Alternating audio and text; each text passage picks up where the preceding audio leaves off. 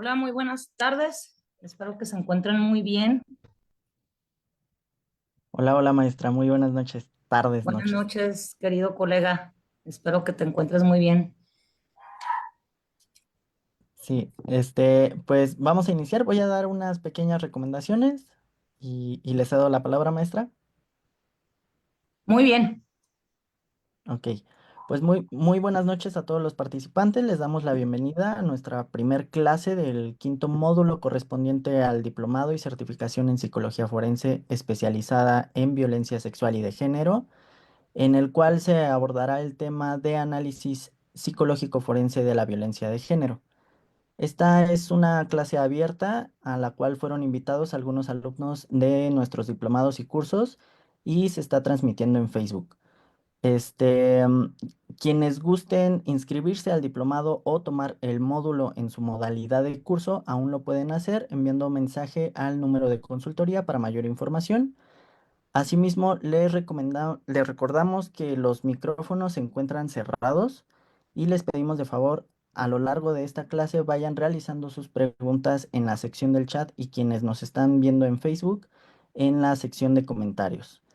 El día de hoy tengo el placer de presentar a nuestra docente encargada de este curso, a la maestra Ivonne Andrea Ortega Santillán, quien es licenciada en psicología, maestra en seguridad ciudadana, es docente, doctorante en ciencias forenses, cuenta con una especialidad en victimología e intervención integral con víctimas del delito por la Universidad de Murcia, una especialidad en violencia familiar y derechos humanos por la Universidad Nacional Autónoma de México, es certificada en violencia de género por la Embajada de Estados Unidos en México, diplomada en Psicología Forense y Criminal por la Universidad Autónoma de la Ciudad de Juárez. Es diplomada en Violencia de Género y Acceso de las Mujeres a la Justicia por la ILANUD y la Universidad de Costa Rica.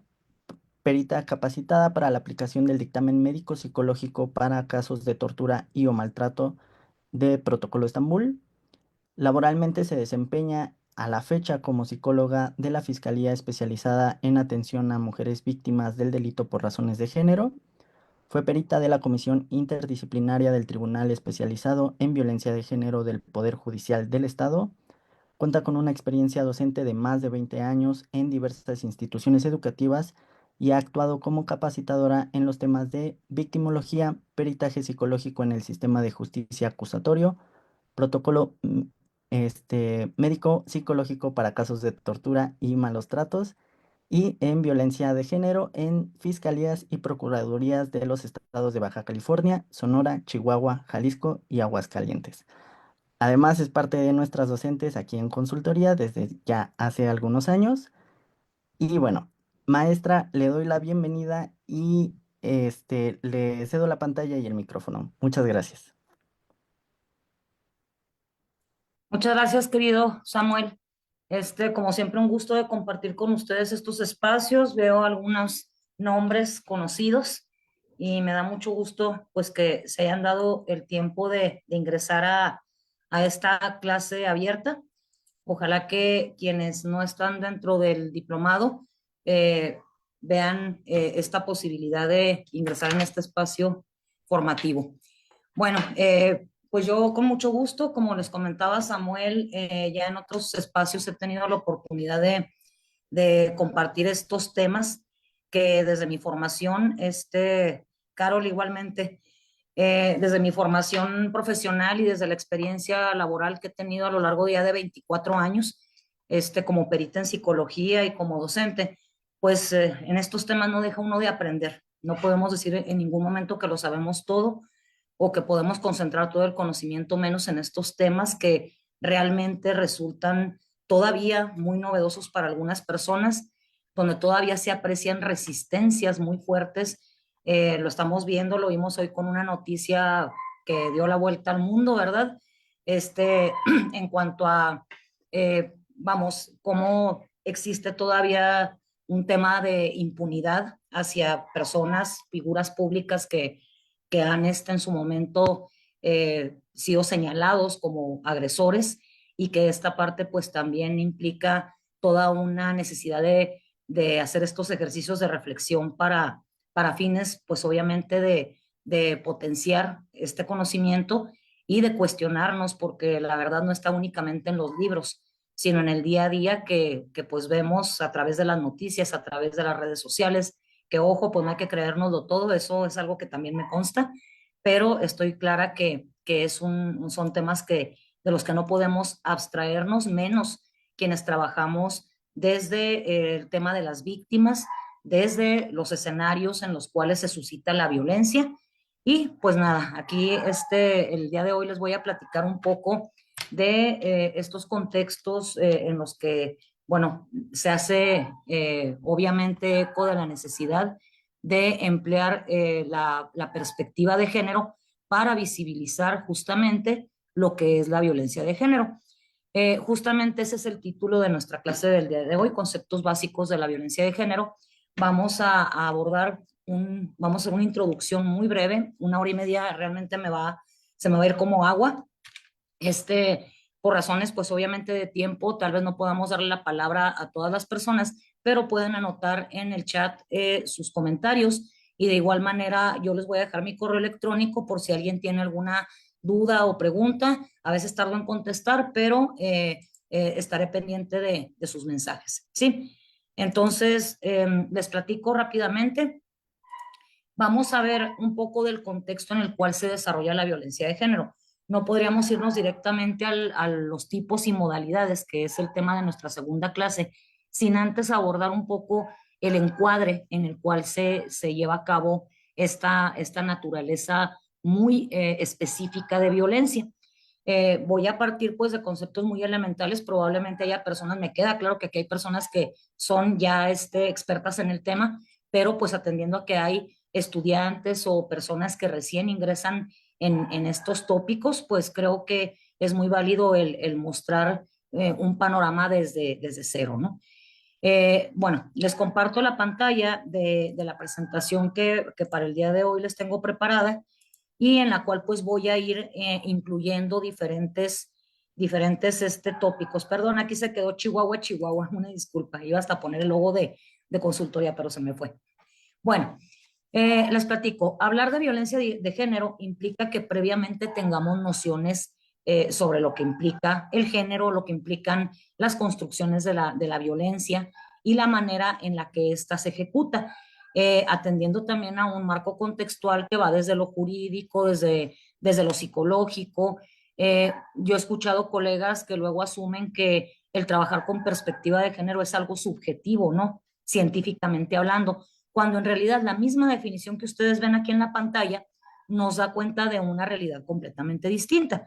Esta es una definición que no me saqué yo de la manga, sino que está consagrada en nuestra Ley General de Acceso a las mujeres a una vida libre de violencia y que también recogen o rescatan códigos penales del país, al menos de México, y para quienes nos ven desde otros países, también quienes tienen firmados tratados internacionales en materia de erradicación, de concientización sobre la violencia de género, como son la Convención para eliminar todas las formas de discriminación contra la mujer, que conocemos como CEDAW, y la Convención Belém do Pará, que es aquella que habla sobre todas las formas para prevenir, sancionar y erradicar las violencias contra las mujeres, precisamente plasman en su propia esencia y que los países, con independencia de México, que han acogido o firmado y ratificado estos tratados, están obligados a incorporarlo en sus legislaciones. No es nada más firmar un tratado para salir en la foto, sino que adicionalmente las autoridades tienen la obligación de incorporar estos conceptos a sus leyes, ¿sí? Y con ello, pues también a las prácticas que quienes trabajamos dentro del tema de víctimas, ya sea de forma privada o dentro del servicio público, no es opcional el tomar o no la perspectiva de género, al igual que la perspectiva de derechos humanos, el enfoque de infancia, visiones sobre pueblos indígenas, sobre una suerte de situaciones que tienen que ver con la interseccionalidad, que más adelante hablaré de eso.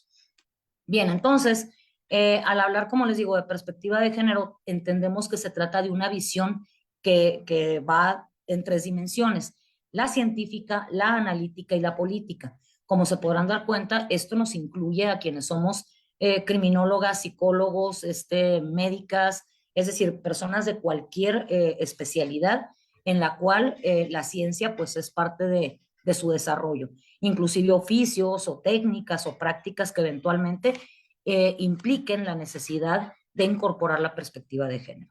Y esto pues también cobra sentido desde el momento en el que hablamos no solo sobre las mujeres, sino también que se busca que esta perspectiva incluya a hombres y mujeres, donde se busca que ambas personas, ambos sexos, ambos géneros tengan el mismo valor, ¿sí? Y que con ello, pues obviamente se construyan escenarios evidentemente libres de violencia y que con ello, pues también contribuyamos a erradicar la violencia de género, ¿sí? Tenemos pues la definición más común que encontramos, inclusive esta es una definición de la página de ONU Mujeres, que nos dice que la violencia de género es aquella que se dirige hacia las mujeres por el hecho de ser mujeres y se define como cualquier acción o omisión basada en su género que les cause daño o sufrimiento psicológico, patrimonial, económico, sexual, físico o la muerte en el ámbito tanto público como privado. Esto pues también nos permite vislumbrar que va más allá de las mujeres, el cliché, ¿no? De la mujer golpeada por la pareja o del feminicidio, que lo contextualizamos aún siendo un problema verdaderamente grave. Seguimos a veces reduciéndolo únicamente a hechos aislados o que pueden tornarse en discursos que no le dan la importancia de vida. Es así pues que los logros o avances que ha permitido el contar con esta lupa de género que nos permite visibilizar la violencia de género, es ahí donde vemos que se ha consolidado en logros importantes y que esto, vamos, finalmente no es para las mujeres y niñas que actualmente estamos trabajando o luchando en esto, sino que además ha trascendido para formar leyes e iniciativas de leyes que permitan precisamente una vida libre de violencia. Así tenemos pues algunos casos como el caso de la ley Alina, la ley Sabina, no me voy a detener mucho en este tema, la ley Olimpia, que probablemente aquí ustedes la han escuchado y que es muy conocida porque su precursora o la persona por la cual lleva el nombre esta ley, que no se le llama así en los códigos penales, pero que ha sido llevada en su esencia a la necesidad de visibilizar el tipo, lo que es la violencia digital.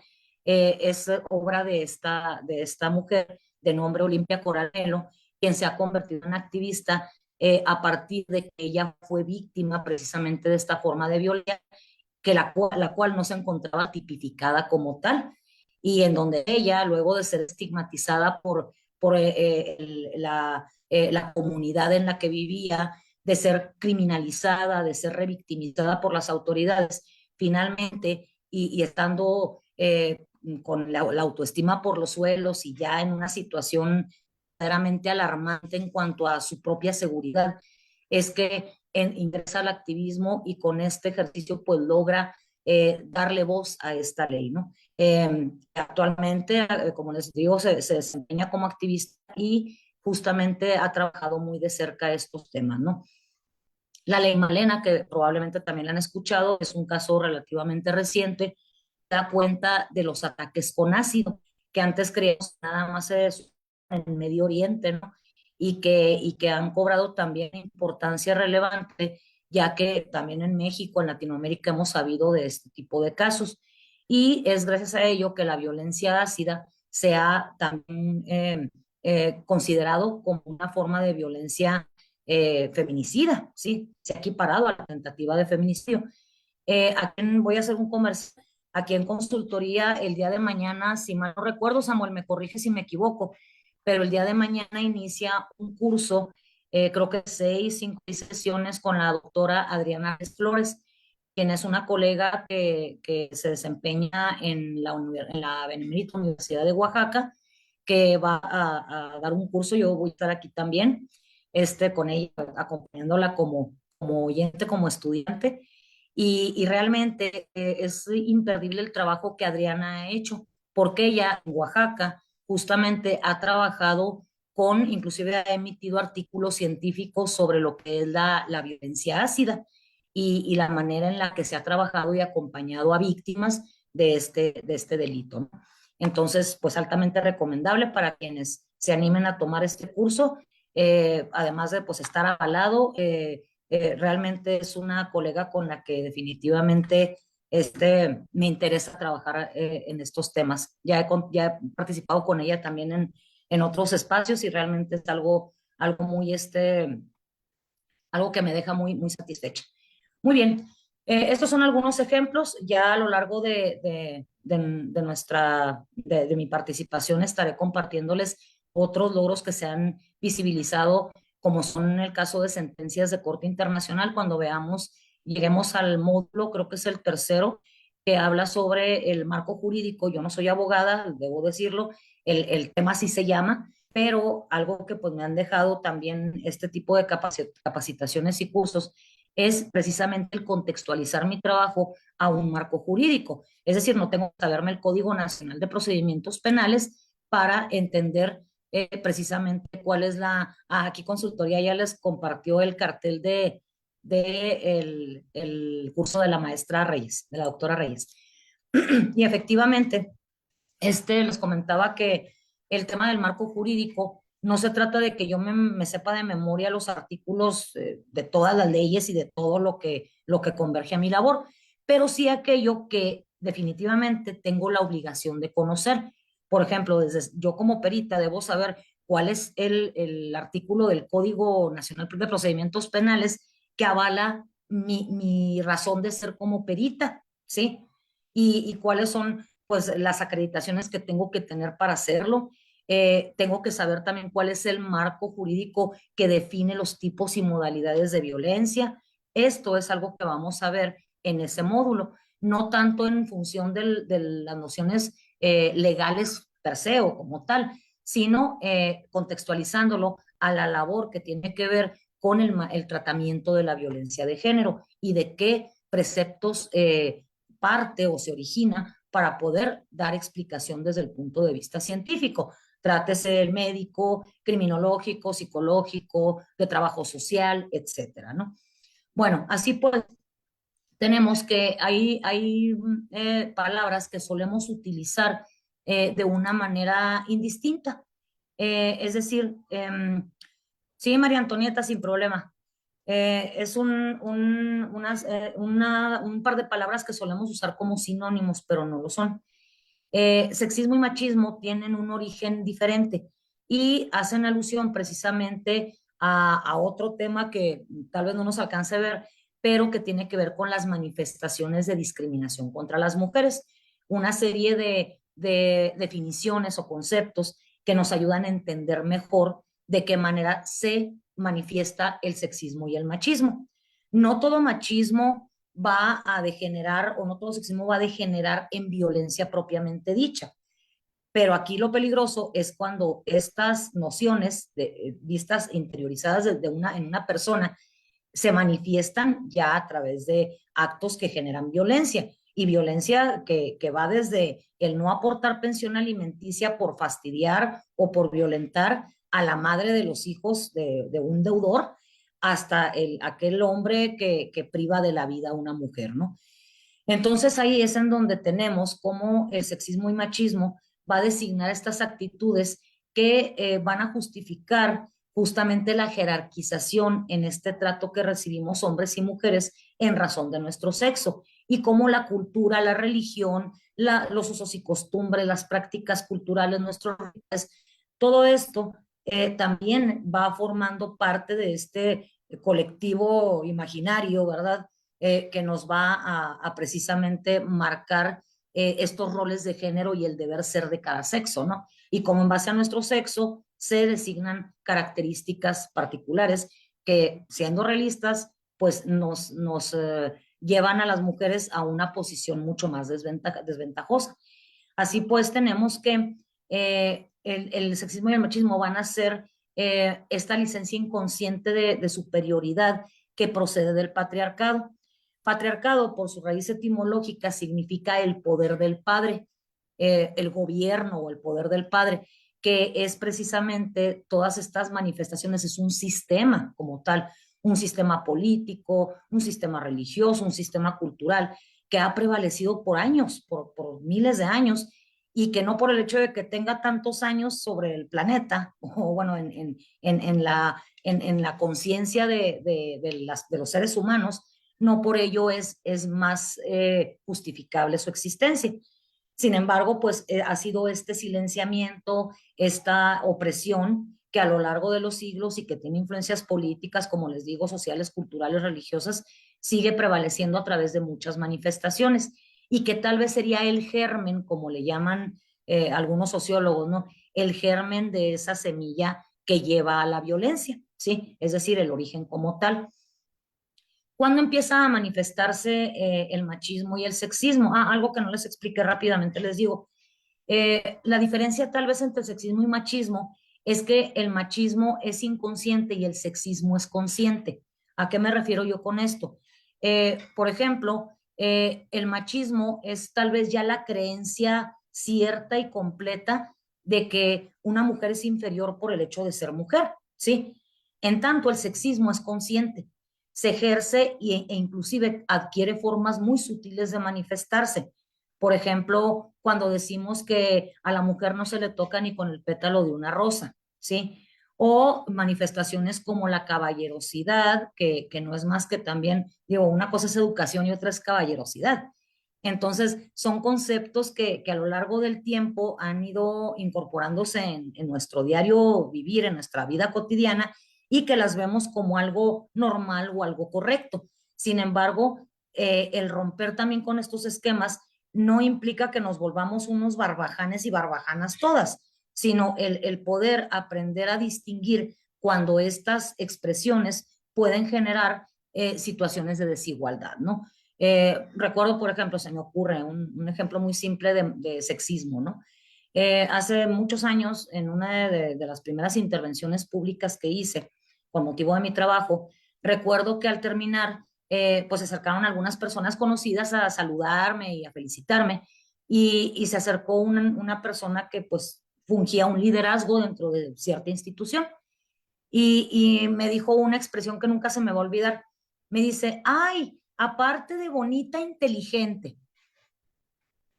Digo, a lo mejor en ese momento tal vez me sonó raro el cumplido, por llamarle de alguna forma, pero yo les invito a aplicar una fórmula cuando no sepan distinguir si una frase, una expresión o una manifestación son machistas. Yo les invito a aplicar esta fórmula. Eso lo aplicarías a un hombre. ¿Cómo sonaría si se lo dices a un hombre? Obviamente no, ¿verdad? Yo cuando veo un ponente que me encanta, llego y lo felicito, pero no le digo, ay, mírelo, licenciado, además de guapo, inteligente.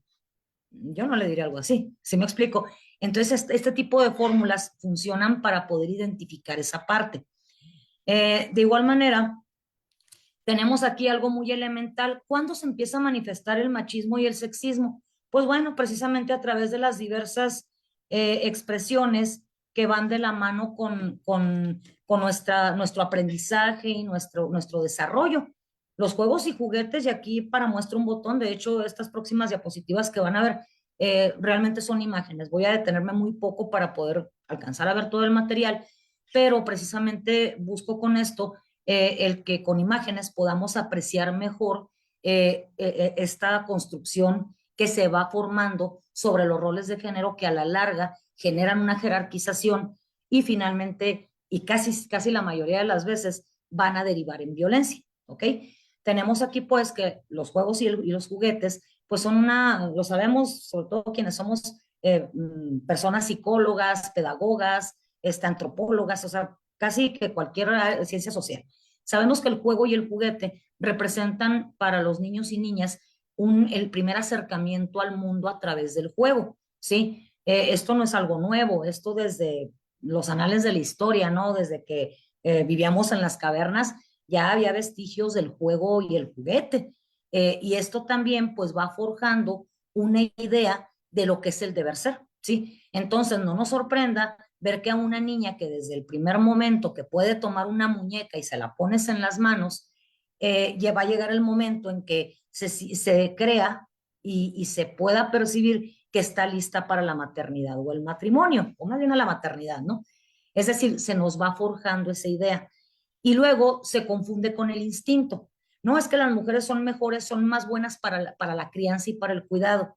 Esto es un estereotipo, es una idea preconcebida, una falsa creencia, un sesgo que precisamente parte de estas ideas que no corresponden a la realidad y que son justamente estrategias de aprendizaje que se trastocan a partir de la forma en la que luego se llevan a la edad adulta. Tampoco nos sorprenda que un niño o un adolescente varón, incluso un adulto, puedan legitimar la violencia como una forma de resolver conflictos. ¿Por qué? Porque desde pequeños, cuando llegaban todos revolcados a la casa y los regañaba la mamá o el papá porque venían todos sucios y el niño se quejaba llorando que le habían pegado, pues a veces era la propia mamá o el papá quienes le decían, si no le pegas tú, te pego yo, como una forma también de incitar a la violencia en un afán de que se defendiera y de que se hiciera hombre, ¿sí? Entonces, vemos que volvemos a aplicar la fórmula.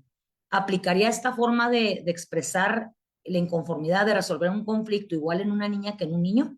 Probablemente no. Digo, estas generaciones ya han cambiado, pero insisto, no se trata de que todos nos volvamos unos neandertales, ¿sí? No se trata tampoco de que a una niña le digas, ve y pégale o si no te pego yo. No, sencillamente el que también con una crianza asertiva, una educación en donde impere la no violencia, el respeto, pues habrá que exigir otras formas en las cuales podamos convivir, porque el conflicto será inevitable, ¿sí? Pero tenemos también que descubrir nuevas formas de resolverlo, ¿sí? Los cuentos de hadas, dibujos animados, superhéroes, etcétera, ¿no?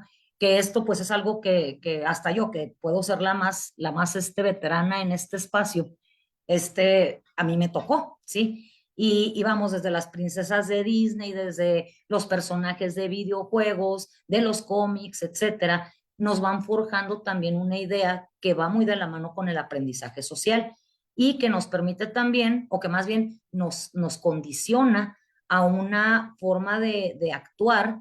En el caso, por ejemplo, de las mujeres, ¿han escuchado ustedes mujeres que dicen que pueden ser profesionistas o pueden tener un puesto importante y que digan, ¿cómo quisiera que un hombre me sacara de trabajar?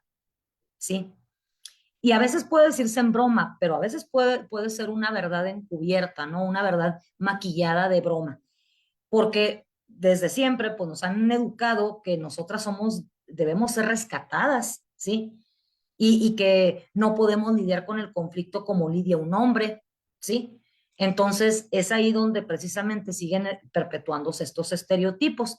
El vivieron felices por siempre, el fijar estereotipos como el matrimonio, como la pareja heterosexual, como la maternidad, que son pues también conceptos culturales que nos han endilgado por generaciones y que creemos que todo lo que se salga de esa norma pues ya no es funcional o no está dentro de la norma que yo buscaba o pretendía, ¿no?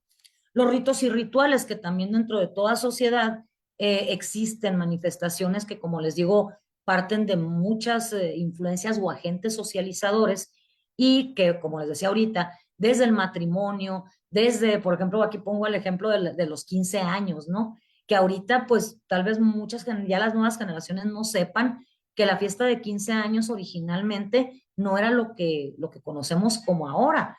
En antaño, las fiestas de 15 años eran un ritual en donde el debut de la sociedad, ante la sociedad de la quinceañera, era mostrarle a esa sociedad que ya era una mujer y que ya estaba casable, ¿sí? Y es ahí precisamente donde vamos, hasta el hecho de vestirla de blanco, porque antes los vestidos de quinceañera no crean que eran de colores como son ahora, o de lucecitas y todo, no, no, antes el vestido de la quinceañera era un vestido blanco, hasta para hacer esta imagen de cómo se vería como novia, inclusive hipersexualizarla, ¿no? Porque pues antes de los 15 era una niña y el día que cumplía los 15 años, el que tenía su fiesta, ese día se convertía en mujer, era lo que decían, ¿no?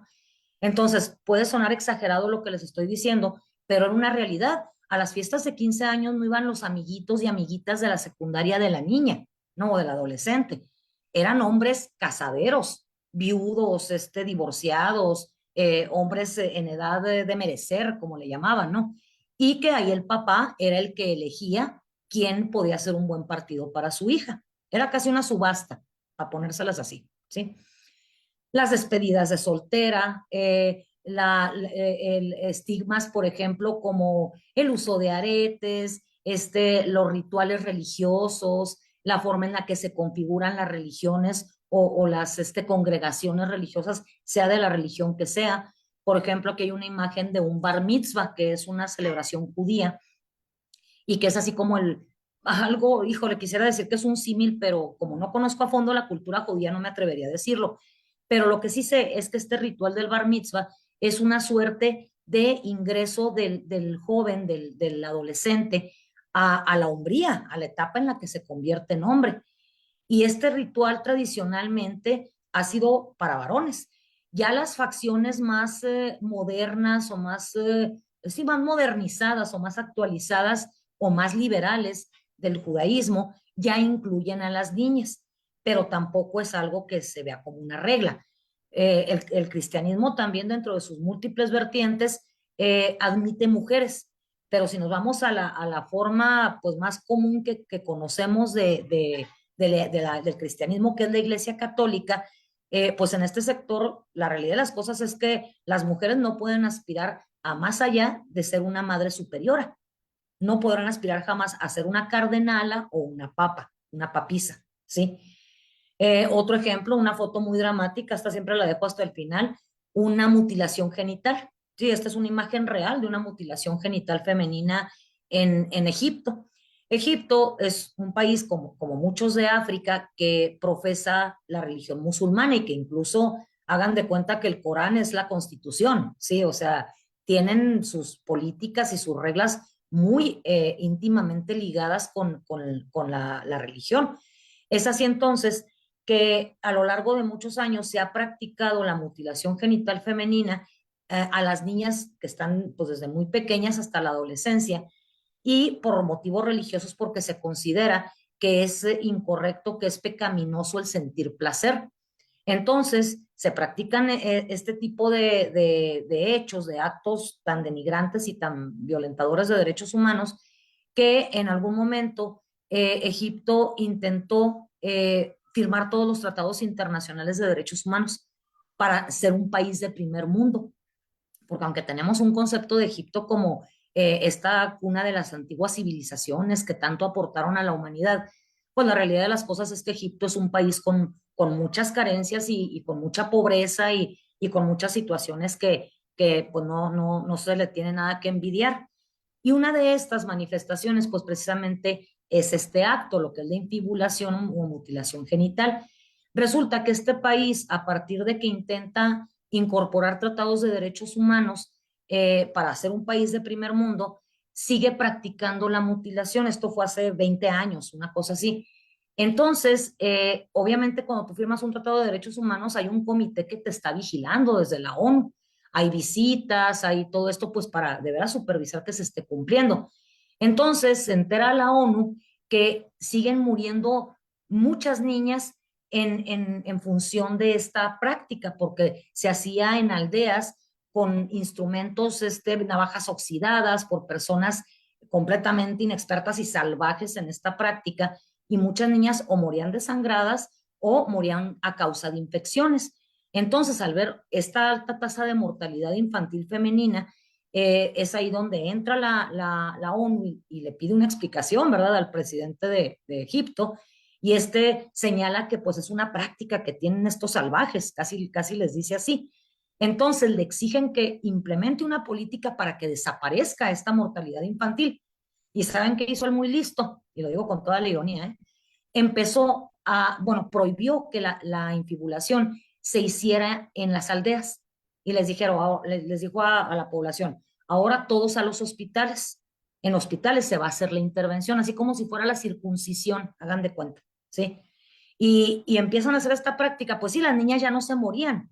¿Por qué? Pues porque se hacían condiciones hospitalarias, pero eso no significa que se siguieran violando flagrantemente derechos humanos, ¿sí? Esto sigue siendo un ritual y sigue, de hecho, cuando la ONU se entera que se sigue haciendo esta práctica y que las niñas ya no se morían por esta razón, hace un llamado de nueva cuenta de atención al gobierno egipcio y en un arranque tiránico abolen la práctica y dicen, ok, queda prohibida la práctica de mutilación genital y al prohibirla, sin una educación para el pueblo, sin una concientización de lo violatoria que es esta práctica contra los derechos humanos de las niñas, pues obviamente adivinen qué pasó. Volvieron a practicar esta cuestión, pero ahora en las aldeas y de manera clandestina. Entonces, aquí vamos viendo precisamente cómo la moraleja sería, sin una educación y formación adecuada, pues estas prácticas se siguen, o rituales se siguen reproduciendo. ¿Cómo reforzamos el sexismo? Bueno, ya decíamos que hay muchas expresiones. El micromachismo, que es una expresión pues de relativa novedad, porque pues yo todavía hace 10 años yo creo que no había escuchado lo que era el micromachismo y que en un principio a mí me resultaba un poco chocante el que le pusieran nombres rimbombantes a lo que pues sabíamos que era violencia, pero después me arrepentí y digo, no, pues es que también hay que ponerle un nombre a lo que existe, ¿no? Y por ejemplo, los micromachismos, aunque de micro no tiene nada porque siguen siendo expresiones violentas, reflejan y perpetúan estas actitudes de desigualdad. Por ejemplo, esto que ven en la imagen, deberías saber hacerlo, deberías de saber cocinar, pues si eres mujer, ah, ya te puedes casar, qué rico cocinas. Aquí no nos lo han dicho, ¿no? Ay, no digas malas palabras, pareces cholo, pareces malandro. O sea, no nada más pareces hombre, pareces cholo o malandro. O sea, todavía más discriminatoria la expresión, ¿no? Es decir, estas expresiones que escuchamos en el día con día, o como esto que les decía, ay, aparte de bonita, inteligente, ese es un micromachismo, sí, en su máxima expresión. Otras manifestaciones que seguramente ustedes han escuchado es el manterrupting, el mansplaining, el gaslighting y el manspreading. No me voy a detener mucho, aquí están las explicaciones, también con gusto les puedo pasar las diapositivas. El mansplaining, que es una práctica que a mí me toca y me ha tocado durante muchos años enfrentar, que yo no sabía ni siquiera cómo se llamaba y hasta que lo supe dije, ah, mira, eso es lo que me ha venido pasando. Que en la escuela, en la familia, en la calle, en la escuela, en cualquier espacio, en el trabajo, siempre va a haber un hombre que te va a explicar condescendientemente lo que son temas que también nada más atañen a ti. Algo que yo les pongo muy, así como un ejemplo muy clásico del mansplaining, es, y esto fue real, en México. No me acuerdo en qué estado, pero hubo un foro con motivo de promover la lactancia materna, ¿sí? Digo, la lactancia, quiero decir, la lactancia. Y el sector salud, una parte del sector salud, organiza un foro. Invitan varias dependencias, sobre todo servidores públicos, la prensa, público y todo lo demás en general. Y adivinen quiénes estaban en el presidium, puros hombres. O sea, un hombre viene a hablarme a mí de lactancia. ¿Sí me explico? Ustedes pueden ver que hay muchos espacios en los que poco a poco hemos ido incluyéndonos y que muchas de las veces se borra nuestra existencia a partir pues de pensar de que, bueno, es que no hay mujeres que sepan tanto del tema. O quién nos garantiza, por ejemplo, en el tema de la cuota de género de los partidos políticos.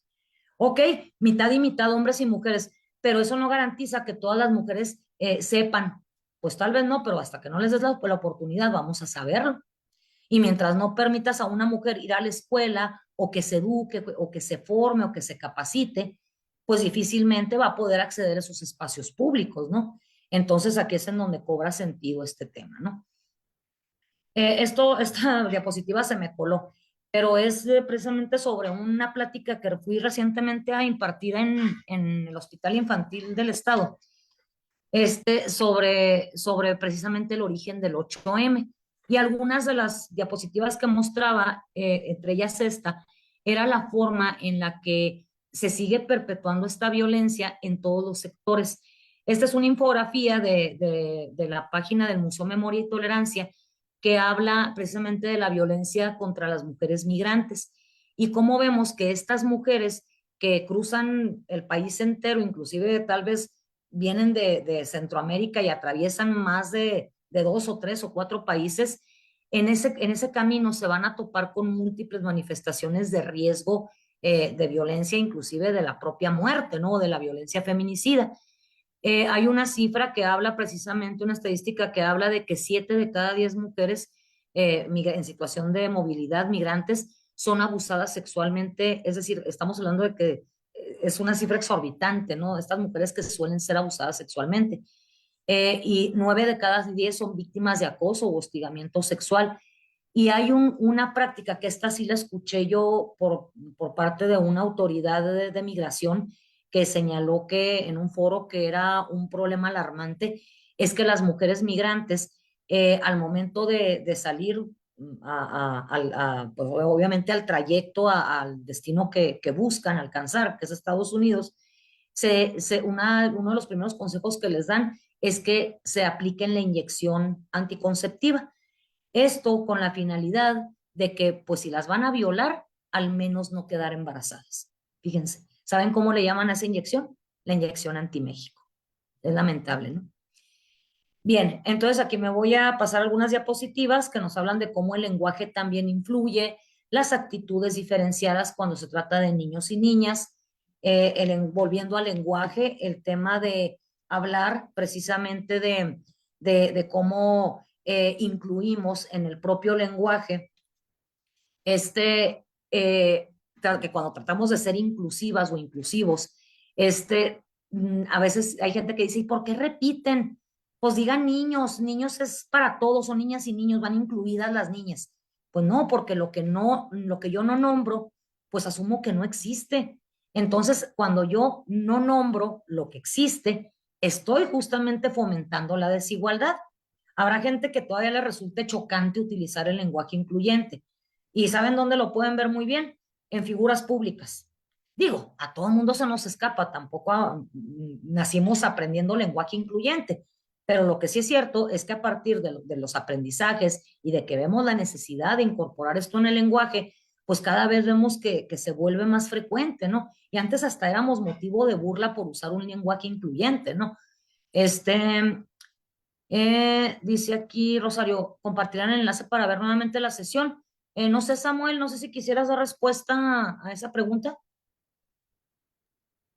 Ah, ahorita esta clase se está transmitiendo en la página de Facebook y de hecho ahí va a quedar grabada por quienes quieran consultarlo después. Muy bien, gracias, Samuel. Bueno, entonces, volviendo aquí a las influencias que tenemos a partir de estas manifestaciones de sexismo, tenemos que otra, bueno, y esto es algo muy de mi generación. Dicen que ahora la nueva sabiduría popular son los memes.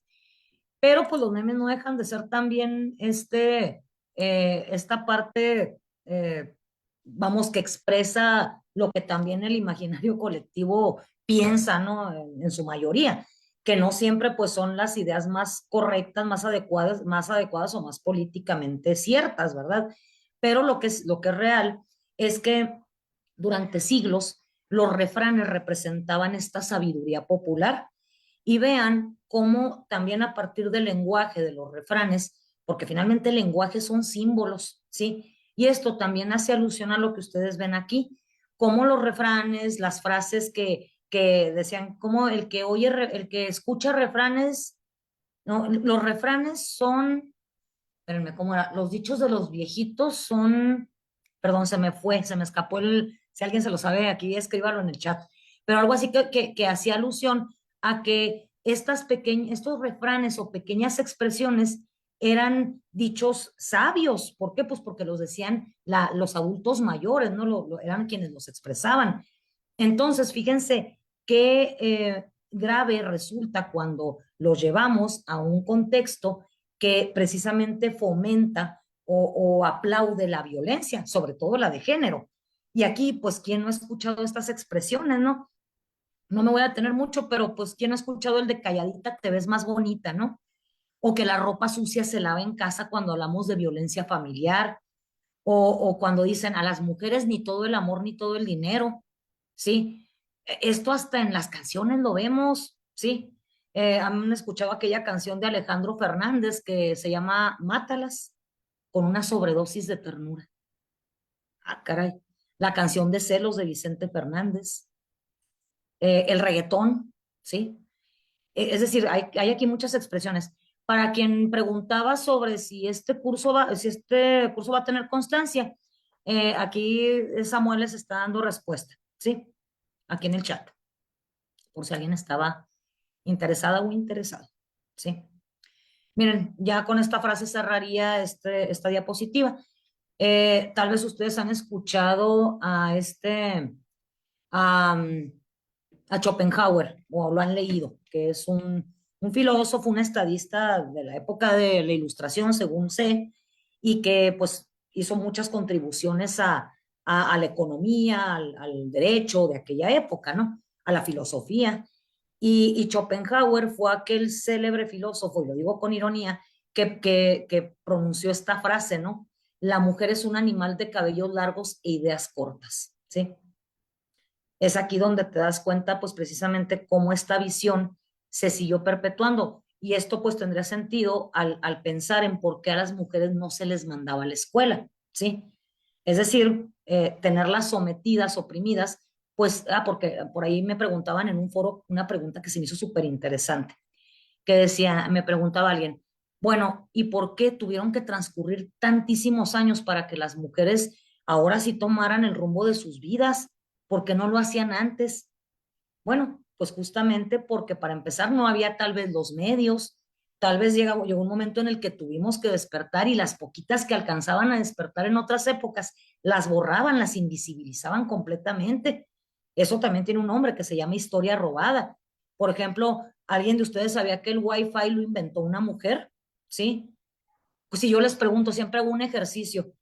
Si yo les pregunto, a ver, díganme 5 nombres de héroes de la Revolución Mexicana, pues fácil, me pueden nombrar hasta 10 y no son expertos en historia.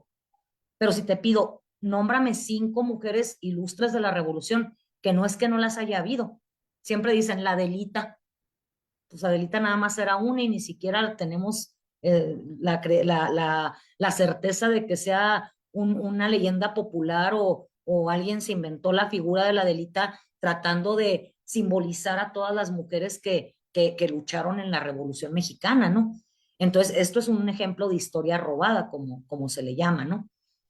Bien, los chistes y las bromas, que es algo que pues ya sabemos que también es parte de nuestro imaginario colectivo y que también precisamente, es decir, algo que hemos tenido que aprender a la mala en muchos de los casos es como comentarios o chistes o memes que hacen mofa o burla sobre poblaciones especialmente vulnerables o contra las mujeres, pues también llegan a ser hasta castigados en las redes sociales, ¿no?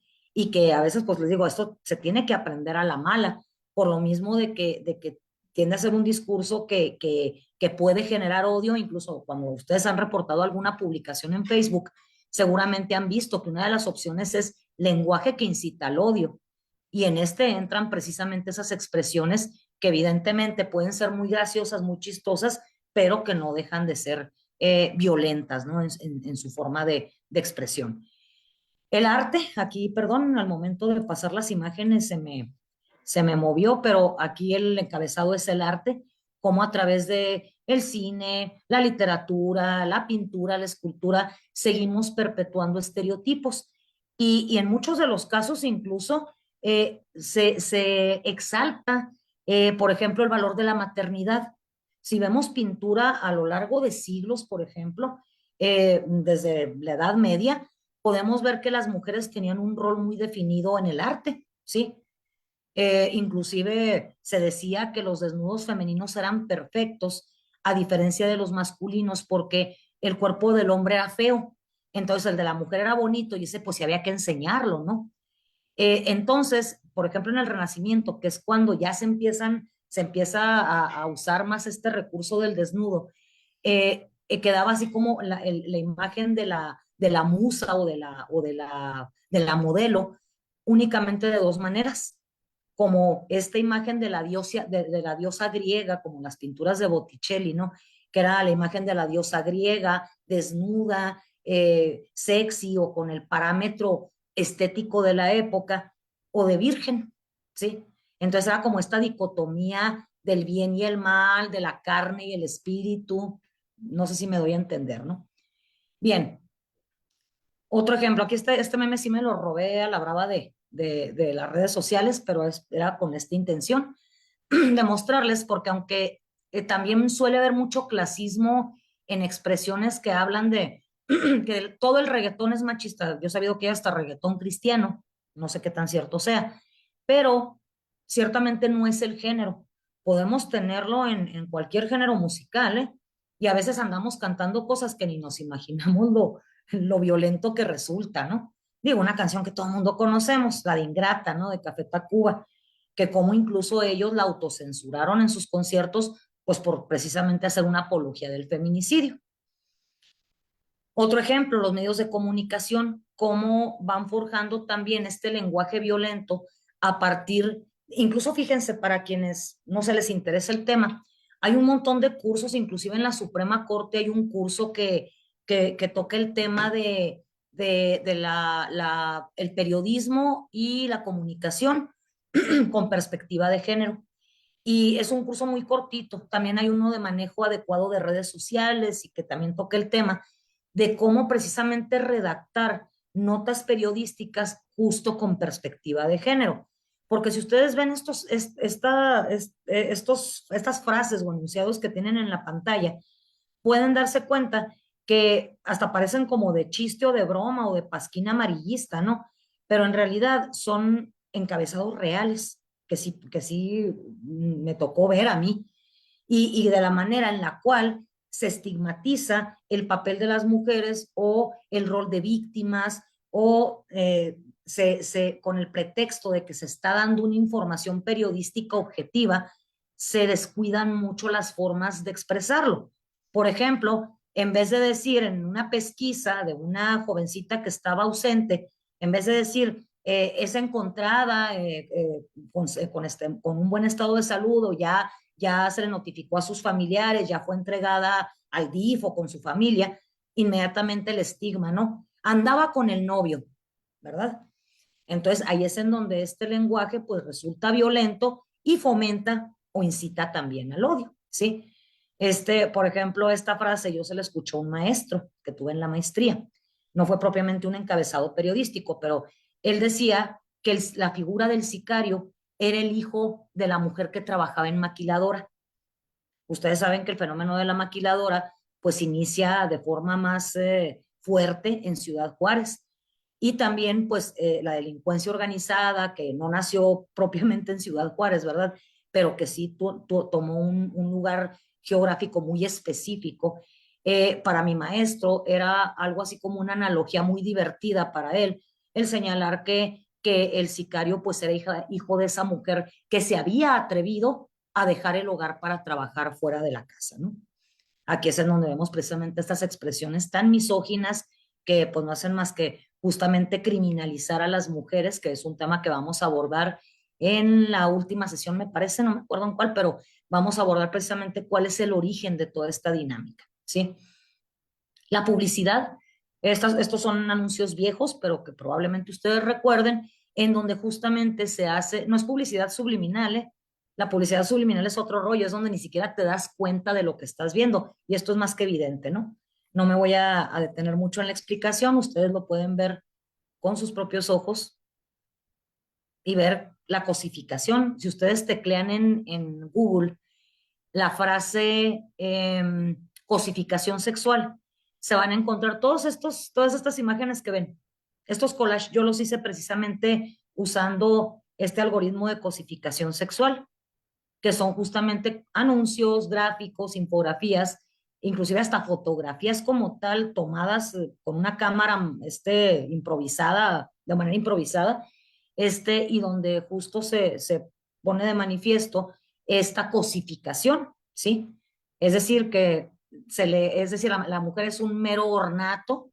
Vean, por ejemplo, la publicidad de Tecate, que esta campaña fue censurada y Tecate estuvo obligado, no sé si recuerdan que hace como 3 o 4 años esta marca hizo unos spots que hablaban de lo que era ser hombre, inclusive invitando a que si tú golpeabas a una mujer o ejercías violencia, tú no podías tomar Tecate porque no eras hombre.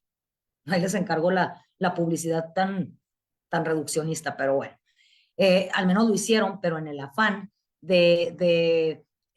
¿cómo les puedo decir? De emitir de alguna manera un reconocimiento de responsabilidad por estas campañas tan violentas, que así fue como lo denominó la CONAPRED, no lo digo yo.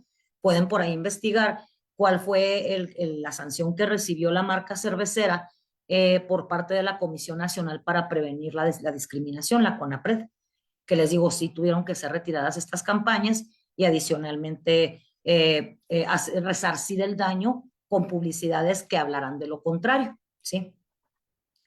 Algunos ejemplos de cómo también el entretenimiento está lleno de esta cosificación. Y aquí ya voy casi al final de lo que es estas manifestaciones. Y vemos también en esta imagen, que es una captura de una red social, que nos habla sobre los mitos del amor romántico. El amor romántico nos ha sido inculcado como una forma única de amor. Estas son solamente 11 de las manifestaciones múltiples que podemos tener en este ámbito y cómo nos va marcando pautas, sobre todo para entender lo que es el deber ser, ¿no? En el amor. Y aquí, fíjense cómo hay discursos potencialmente peligrosos y que también generan o pueden ser precursores de violencia, o obviamente violencia de género. Eh, recuerden un poco, haciendo una reflexión, yo sé que no pueden abrir los micrófonos, pero piensen, ¿qué es la frase así sentenciosa que pronuncia el sacerdote de una iglesia católica al casar a una pareja? ¿Qué es antes de decir que ya puede besar a la novia? Hasta que la muerte los separe, ¿sí?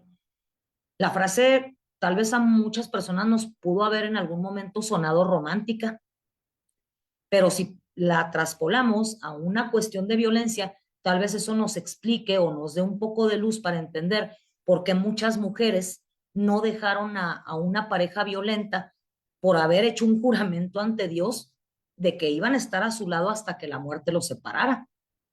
Que también se dice en este discurso, hay que estar en las buenas y en las malas, contigo pan y cebolla, ¿sí? Todo esto es obra del amor romántico, que dice también el ritual de la misa, que señala, ya no son Pedro y Juana, ahora son uno mismo. Qué romántico suena, ¿verdad?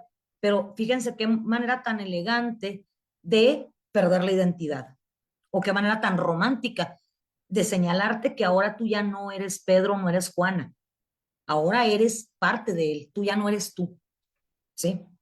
Entonces, vean cómo esto también, cualquiera de estos ejemplos que ustedes vean en la pantalla, si lo llevamos a una situación moderada o extrema, ya es violencia como tal, ¿sí? Bien, la cultura de la violación. Vemos a través de esta imagen cómo todavía existen estereotipos que nos señalan. Esto también durante muchos años estuvo presente en la impartición de justicia, en donde se exigía que la mujer señalara que había dicho que no para poder probar que había habido una violación o que se había defendido, ¿sí?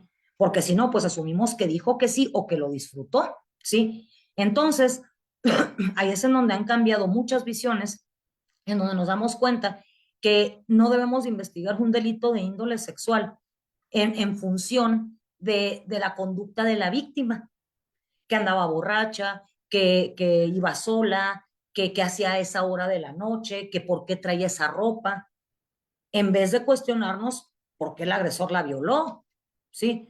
O qué factores de vulnerabilidad vio para agredirla sexualmente, ¿sí? Es decir, desviamos la atención en algo que nada más va a generar suspicacias o especulaciones maliciosas contra la víctima y que también eso es una falta grave, es una violencia institucional, el revictimizar o criminalizar a las víctimas, ¿sí? Esto lo tuvimos que aprender a la mala, gracias a tantas quejas, a tantas sentencias que obviamente ponían sobre la mesa de análisis el que las autoridades estaban en un momento dado discriminando o revictimizando a estas mujeres víctimas, ¿sí? Bueno, tenemos lo que es el patriarcado. A ver, permítanme tantito porque les digo que aquí se me movió la pantalla.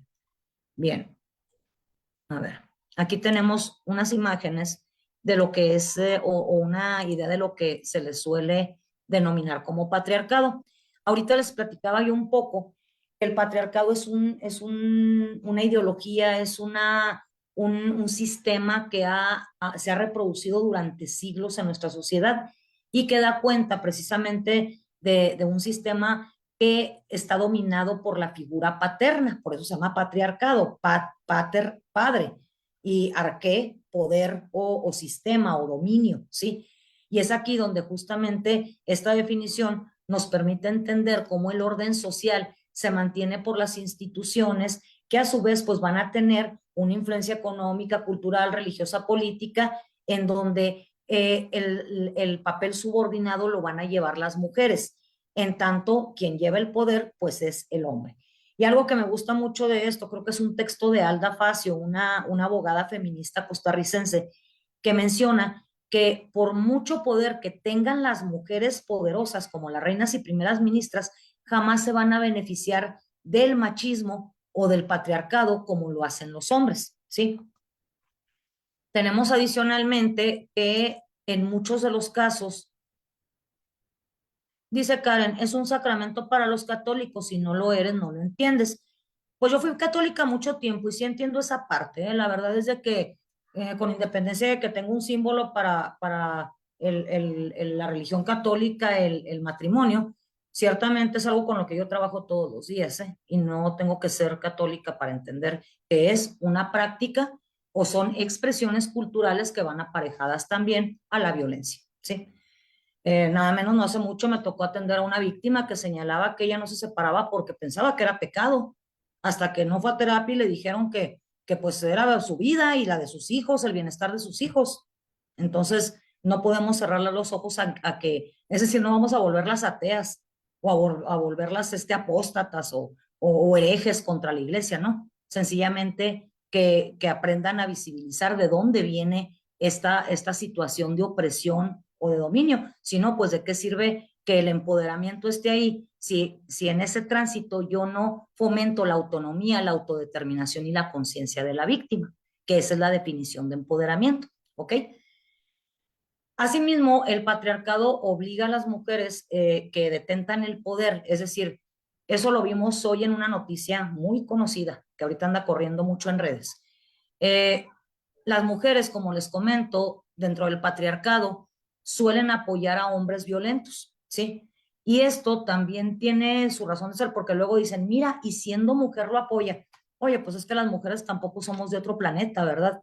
También crecimos en una sociedad patriarcal, en una sociedad machista, y eso no quita que las mujeres también podamos ser violentas o las mujeres también podamos expresarnos mal de otra mujer o cometer un delito contra otra mujer, ¿sí? El otro alguien me preguntaba que si que por qué no se visibilizaba que las mujeres también podían cometer feminicidio.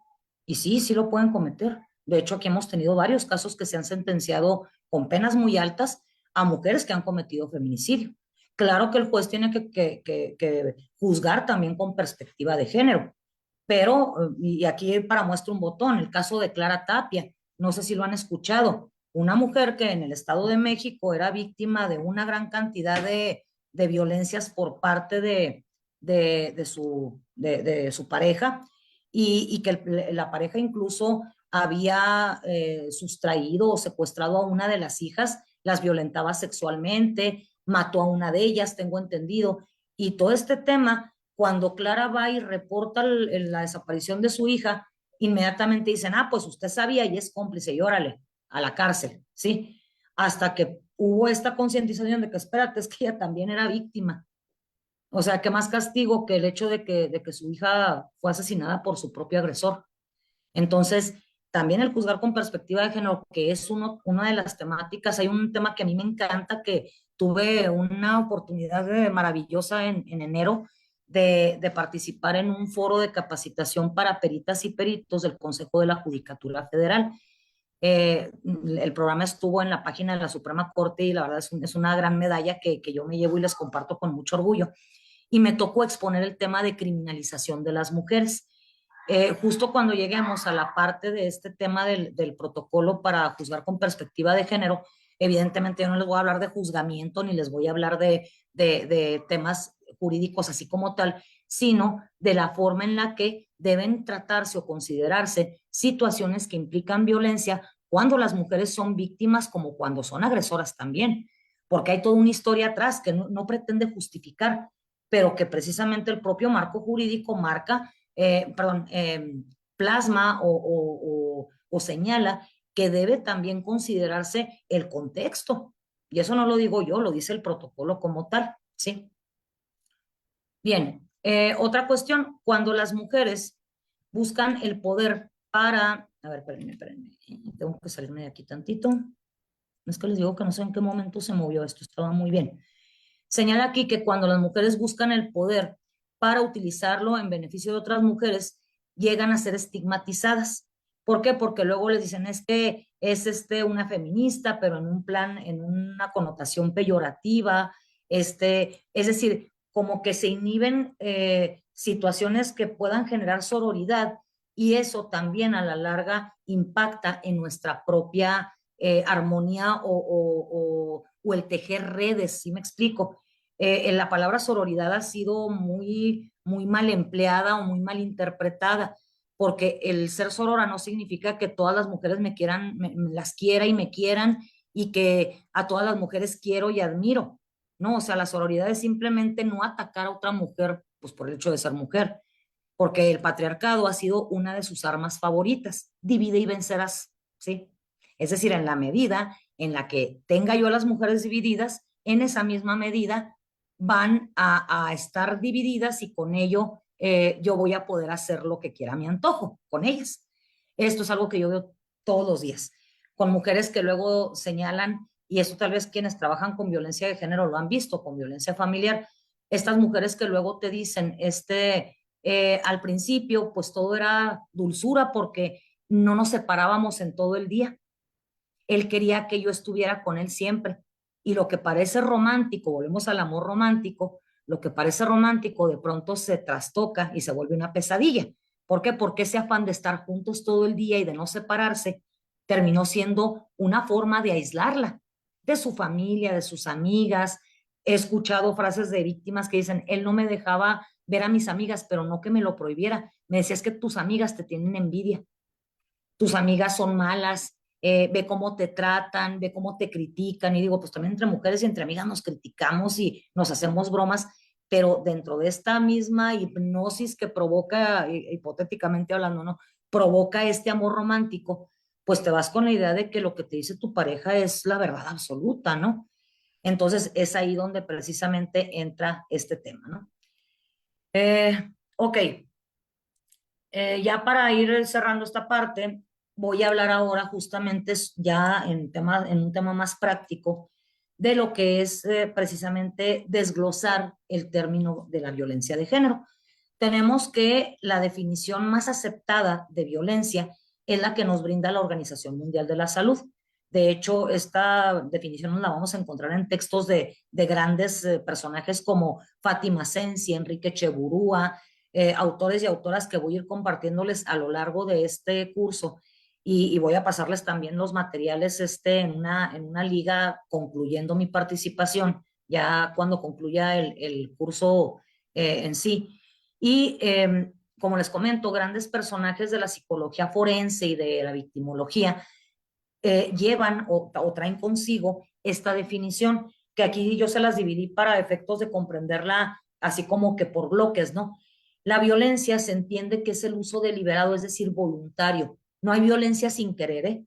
Ahora, hay que hacer una distinción entre agresividad y violencia. La agresividad es un instinto y con él nacemos y es el instinto de defendernos y ya más adelante lo veremos. Incluso les voy a poner ahorita un video que puse en otra capacitación ahora con motivo del Día del Cerebro.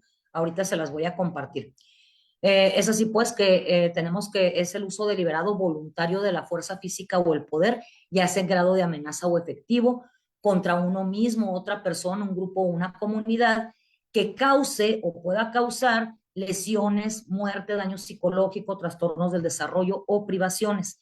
De esto, pues obviamente ha ido todo este curso, es decir, todo el diplomado, pero dentro del propio curso y contextualizado al propio diplomado, vamos a tratar de dar respuesta justamente a estas cuestiones en las que se suele confundir la violencia con la violencia de género y el por qué es importante que nosotros como especialistas en psicología, desde la psicoterapia, la contención, el acompañamiento, el área forense, que es la que me toca a mí, podemos actuar en consecuencia a este tipo de conocimientos, ¿sí? Bueno, la Organización Panamericana de la Salud establece también este esquema. No me voy a detener mucho en esto porque es materia de la próxima clase. La Organización Panamericana de la Salud tiene una distinción de la violencia muy similar a la que nuestras leyes en México contemplan. Varía en una otra cuestión más de forma que de contenido, pero aquí este esquema pues, nos permite apreciar la tipología a partir de la naturaleza de violencia. Por ejemplo, decíamos ahorita, la violencia puede ser autoinfligida, puede ser interpersonal, que a su vez se puede dividir en familia o pareja o comunidad, y la violencia colectiva, que regularmente se da desde espacios institucionales. Y en cuanto a su naturaleza, esta puede ser física, sexual, psíquica o psicológica, que también se le suele, cuando dicen violencia emocional o violencia verbal, entra contextualizada en la violencia psicológica. Y finalmente las privaciones o descuido, que aquí entraría pues lo que en nuestras leyes se conoce como la violencia económica y la violencia patrimonial, que de esa vamos a hablar en la próxima sesión. Bien, aquí me voy a detener un momento para buscar el video que les comentaba, porque ya a partir de aquí los materiales ya se van más bien a contextualizar a lo que son los tipos y modalidades de violencia.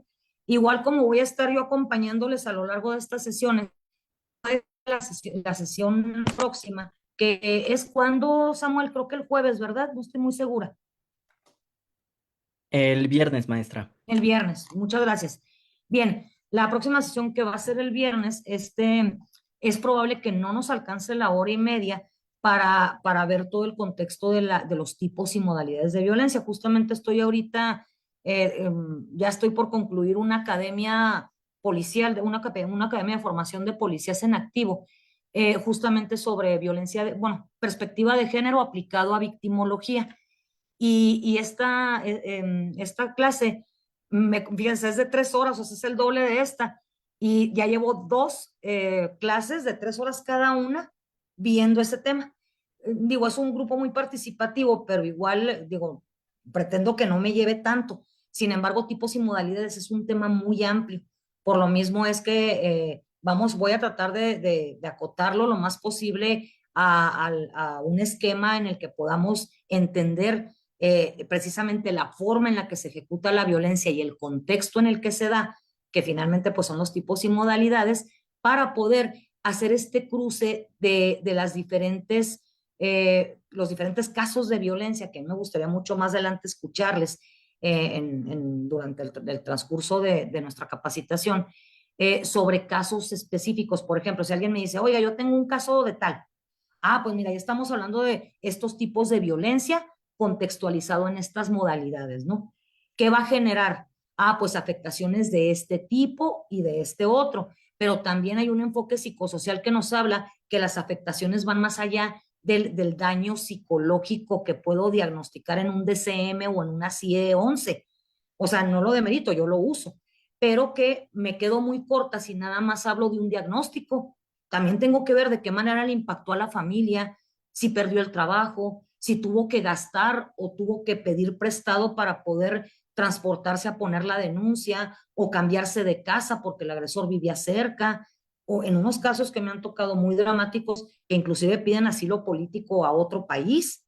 Y ahí, pues obviamente, imagínate el proyecto de vida, todo lo que se destruye. Y esto es esencial para los procesos en donde nos exigen una reparación integral del daño. Voy a tocar muy por encima el tema porque el tiempo es corto y ese tema, aunque no lo contempla, sí va muy de la mano con los tópicos que vamos a estar abordando.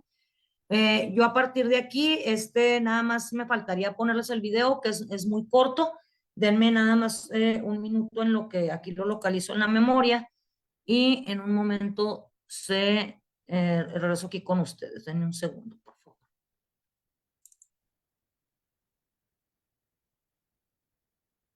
A ver.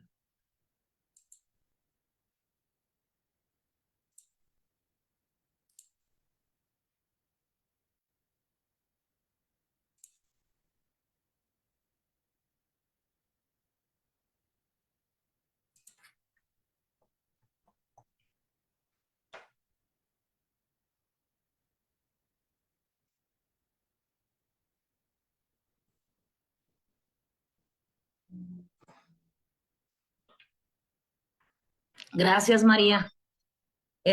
Bueno, aquí les voy a poner ya el video, ya está listo. Y nada más voy a cerrar mi cámara para evitar que se sobrecargue porque luego como que se pone lento. Aquí en este momento les comparto el video, compartir sonido. Y me indica, Samuel, por favor, si hay algún problema para escucharlo o verlo. Ahí vaya.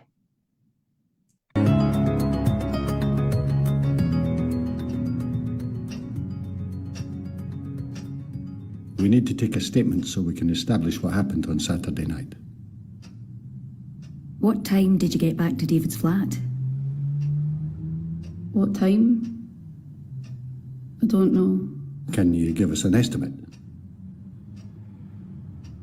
I don't. Would your pals remember what time you left the club?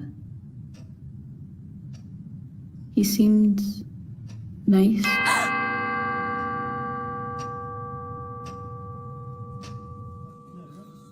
She didn't remember much, did she?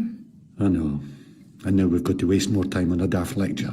We know how to deal with victims. We've had years of experience. Well, some of us have had more years than others. I'm in my prime, I'll have you know. That'll be right. Today's session is about trauma. The latest in brain science will help you in your work. I'll start with a tour of the parts of the human brain. The reptilian brain maintains basic bodily functions. The limbic system is also instinctive. It deals with fear and pleasure. For example, you pat a dog, it senses pleasure, and without thinking, wags its tail. The neocortex is the site of logic, imagination, planning, and control.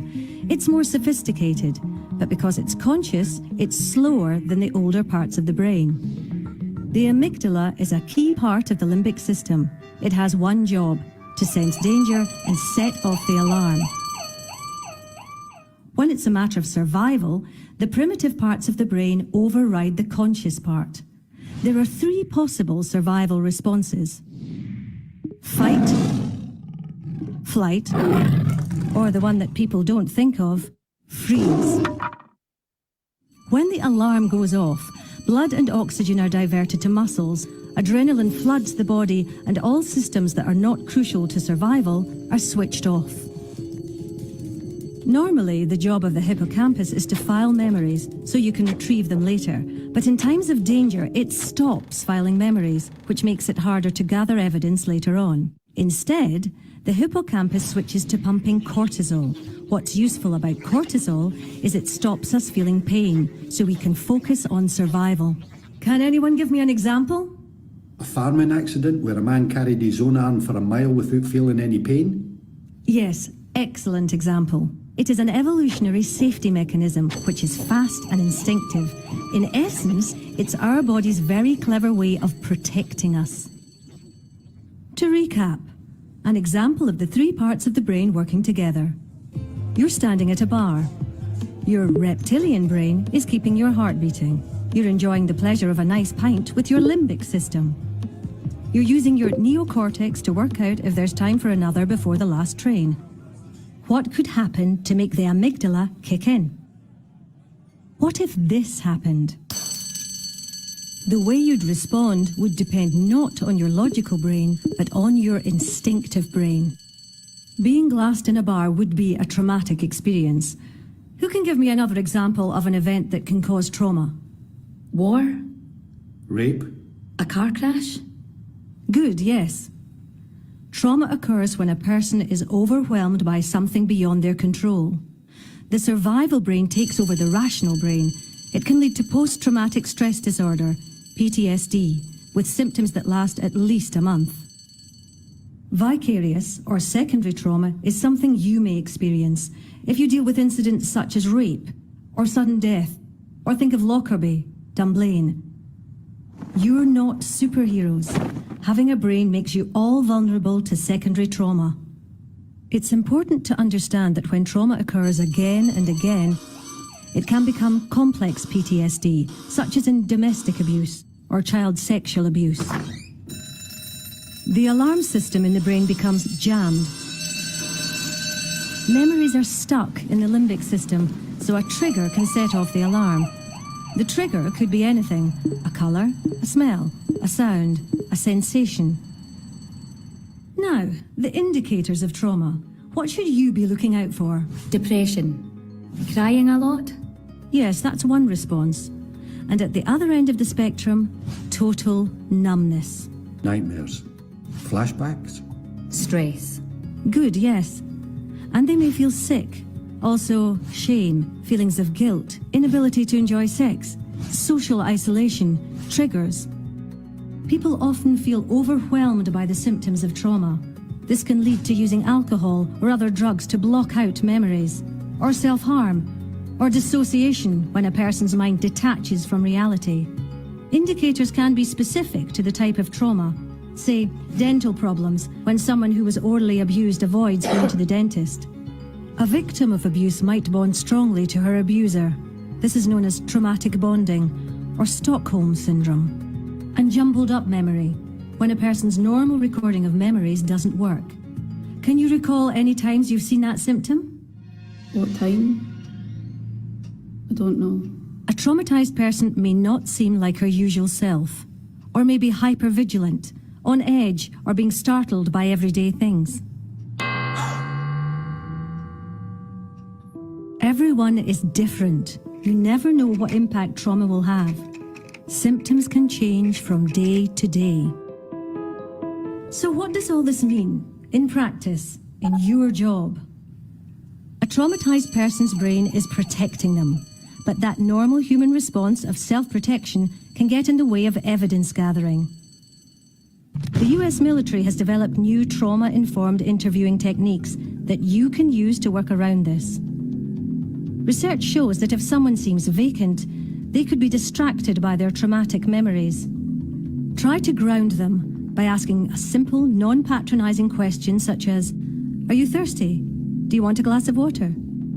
This can help bring them back to the here and now. Don't expect a logical, linear story. Ask, "What can you recall just now?" Find out what the victim physically felt or saw. Working this way, from the instinctive sensory parts towards the logical parts of the brain, you'll get more results. In conclusion, 4 things for you to take away. Trauma response is the brain in survival mode. Repeated abuse can make trauma symptoms worse. In response to trauma, people will behave in unexpected ways. Remember, trauma is a normal human response to abnormal events.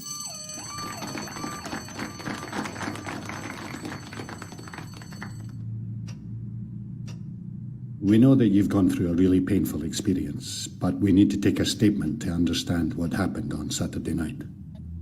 Are you able to tell us anything that you remember about his flat? Anything at all? A dog. Barking. Are you able to remember any physical sensations or feelings that you had? Cigarette smoke. Can smell it now. What was going through your mind? I couldn't understand it. I just couldn't move, or even scream. To freeze is a perfectly normal response. So you start with the memories, you don't start at the beginning. You have to engage with our feelings to get to the facts. Makes sense. Check you, Professor, getting all sciencey on us. Well, if it gets us usable evidence. There's life in the old dog yet. Oi. Muy bien, ¿qué les pareció? Creo que este ejercicio pues nos da mucho material para entender un poco más cómo funciona la violencia también a estos niveles de la afectación que las víctimas pueden presentar como resultado de la experiencia de un trauma, y la violencia de género no es la excepción. Yo trabajo con este tema todos los días y créanme que, como les comento, no deja uno de aprender. Y también en la medida en la que sepamos hacer entrevistas adecuadas, en las que no busquemos lo que tradicionalmente se busca. Aquí se los puedo compartir, Xochitl, el video. Déjame ver nada más aquí rápido y ver precisamente esta necesidad de incorporar estos términos, ¿no? En nuestro diario. Aquí permítanme, todos en la reunión.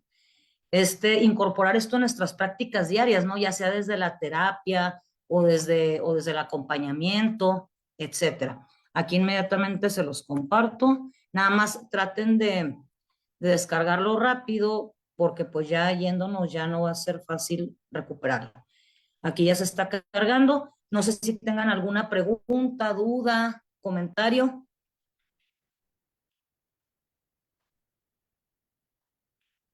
Fíjate, Guadalupe, este video nos lo pasaron en una capacitación de UNICEF, pero al final del video, que aquí ya está por cargarse, al final es de un departamento, creo que de un condado de Inglaterra, ¿sí? Aquí ya está, ahí está descargado, por favor, 3 mensajes antes está, Trauma and the Brain, se llama el video. Inclusive lo pueden buscar así, Trauma and the Brain, el trauma y el cerebro. Lo pueden buscar así, tal vez en YouTube no lo he buscado como tal, pero es muy probable que ahí se lo encuentren, ¿sí? Bueno, no sé si tengan alguna duda, comentario, queja. ¿Alguien? Bueno, yo espero que haya sido de su agrado esta clase y ojalá que les haya motivado en un momento dado a continuar. Joel levantó la mano, no sé si se le pudiera dar la voz, Samuel. Claro que sí, voy.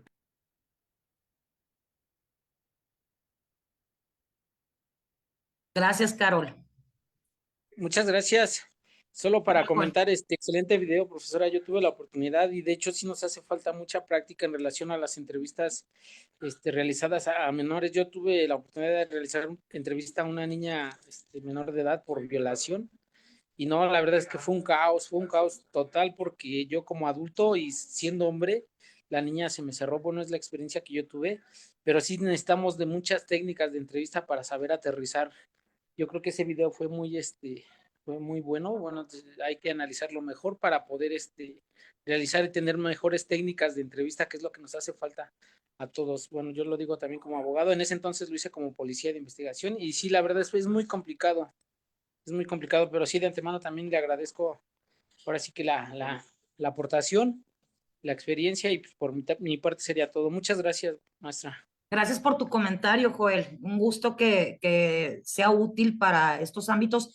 Y como pueden ver, Joel, siendo agente de la policía y ahora abogado, no tienes que ser psicólogo para entender que estos temas también son cruciales para todas aquellas áreas, lo dije desde un principio, todas las áreas que nos involucramos en temas de victimización y la violencia de género particularmente y contra niñas, niños y adolescentes. O sea, es algo que resulta irresponsable teniendo en estos tiempos tantísima información y espacios accesibles. Ahora sí que resulta un tema de ética el seguirnos capacitando. Tal vez sus docentes o quienes hemos participado no tengamos la verdad absoluta, pero justamente en el discernir a partir de muchas observaciones es donde vamos a entender el meollo del asunto. Dice, creo que a veces es exagerado por decirle lo mínimo a la mujer ya es violencia de género. Sí, pues de hecho, así es como se maneja, Rosaleida. Recomendaciones bibliográficas de entrevista. Para niños, niñas y adolescentes hay un texto que se llama Guía de Entrevista de Analía Castañer, ¿sí? Aquí se los comparto. Se llama, ay, perdón, déjenme aquí lo pongo. Es más, déjenme ver si lo tengo aquí a mano para compartírselos, al cabo se descarga rápido. Déjenme en un segundo, se los comparto. Este de guía de entrevista es parte de los materiales que incluye el curso de la Suprema Corte, de Justicia de la Nación, que es un curso que seguramente, bueno, ahí consultoría le hizo difusión. Es un curso que acaba de iniciar, pero año con año lo están replicando. Y este curso pues resulta ser sumamente útil para pues estos temas de niños, niñas y adolescentes, tanto labor pericial, terapéutica, jurídica, de acompañamiento, etcétera. Y aquí tienen ustedes la guía de entrevista que trae precisamente, ¿cómo se dice? Cuestiones muy puntuales sobre el tipo de pensamiento que prima en la infancia, que esto fue también por ahí en la página de Facebook de consultoría. Se pueden encontrar un ciclo de conferencias que tuvimos hace 2 semanas con motivo de la Semana del Cerebro, y otros 2 colegas que fueron conferencias maravillosas, y una servidora tuvimos oportunidad de participar en este tema. Rosario, puedes buscar en la página de la Suprema Corte, creo que ya inició, pero sigue la página porque a veces lo publican cada 6 meses o cada año, pero es un curso imperdible. También hay una página que les sugiero consultar que se llama Dispensario ODI. Aquí, Rosario, en esta página te vas a encontrar la mayoría de los materiales que trae el curso, ¿sí? Dispensario ODI. Así lo buscan en Google y les va a salir una página que trae herramientas para litigantes, herramientas para psicólogos, y ahí trae un montón de videos, trae documentos en PDF, etcétera. Dice Carol, en el curso de psicología forense en casos de niños, niñas, y ya comenzó el de la Suprema. Ah, sí, así es. Sí, es la respuesta a Rosario. Igual les digo, en la página de la ODI se pueden encontrar esos materiales. Gracias, Janet. Muchas gracias. Las de este curso, sí, voy a estar con ustedes las siguientes 5 sesiones, lunes y viernes. Ojalá que te pueda contar con tu presencia, Janet, igual que con aquellas personas que estén interesadas. Bueno, pues ya es la hora. Les agradezco mucho la atención que han tenido y seguimos en contacto. Cualquier cosa, les dejo mi correo electrónico. Estoy a la orden, como les comento, regularmente batallo un poco para contestar a tiempo, pero aquí se los dejo para cualquier duda, pregunta o comentario. ¿Sí? Bueno, pues sin más por el momento, gracias, Joel, gracias a todas y todos por sus comentarios en el chat. Y pues espero verles el próximo viernes. Gracias, Samuel. Gracias a Consultoría por el espacio, como siempre. Al contrario, maestra, muchísimas gracias y nos vemos el viernes. Muchísimas gracias también a todos los participantes. Igual, que estén muy bien. Buenas noches. Excelente noche. Igual.